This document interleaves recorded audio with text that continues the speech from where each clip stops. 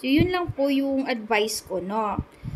Before po tayo mag-order, i-sure po natin. Kung may doubt tayo, kahit kunting doubt, wag na kayong mag-order, wag nang ituloy para parehas nga po tayo hindi naaabala.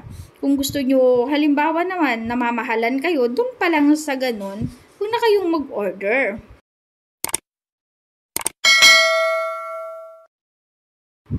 Hi guys, ito pala yung necklace na kinancel ni buyer. Yan, ni buyer ni reseller.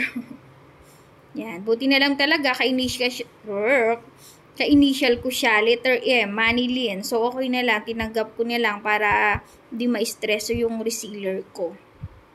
Yan, ito po siya. 18K Saudi Gold Necklace, 3.35 grams. Ang ganda niya, tibay ng chain niya, spack chain siya, matibay. Hindi siya katulad ng ibang chain, diba, na mabilis maano siya, hindi matibay to. Andito naman yung pendant niya. Yan. Pero next time po guys, ha, sa mga resellers ko dyan and buyers, no cancellation of orders po tayo. Bawal mag-cancel po, ha. Kasi, not all the time, may pang-abuno ako. Yan. Once na bayad ko na yan kay supplier sa store, bawal na po talaga i-cancel yan, no. And next time pag o-order kayo, pakisure. Paalam muna kayo sa mga asawa nyo. No. Para hindi kayo naabala, hindi rin kayo nakakaabala ng mga sealer. Hindi parehas nasasayang po yung mga oras po natin.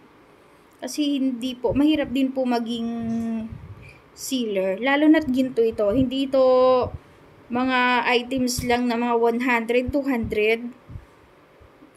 Malaki-laking pera po. Ginto po yung binibinta namin, hindi kung ano-ano lang. Kaya, bawal po talaga. Please, pakisure bago mag-orders. Kung sa iba kayong sealer, hindi papayag na i-cancel nyo.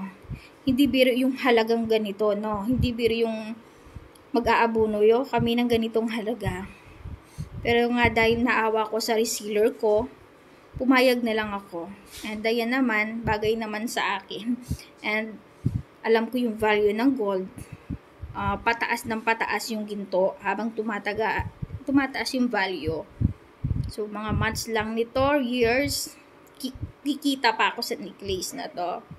So, yun lang po yung advice ko, no?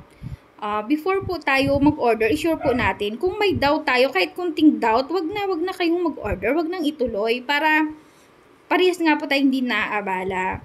Kung gusto nyo, halimbawa naman, namamahalan kayo, dun pa lang sa ganun, huwag na kayong mag-order. Pumunta na lang kayo sa mga store na malapit sa inyo para sure kayo. And try nyo sa mga mall, sa SM, doon. Talagang yun. Pero, asahan nyo yung mga price doon. Sobrang maharlika. Yan. So, ayun lang, ha. Next time, bawal na po tayo mag-cancel ng orders, ha. Sana laging ganito lang ako. Mahaba yung pasensya. Wag lang magkataon na minsan wala ako sa mood. Kasi minsan, syempre, hindi ako perfect. Talagang minsan. Pero nga, dahil nga kinakapit ko na din yung mga natutunan ko sa Bible. Kaya, iniintindi ko kayo, no? Pero next time, hindi ko na ipaprocess kapag hindi sure, no? So, ayun lang. Thank you guys for watching. Bye-bye!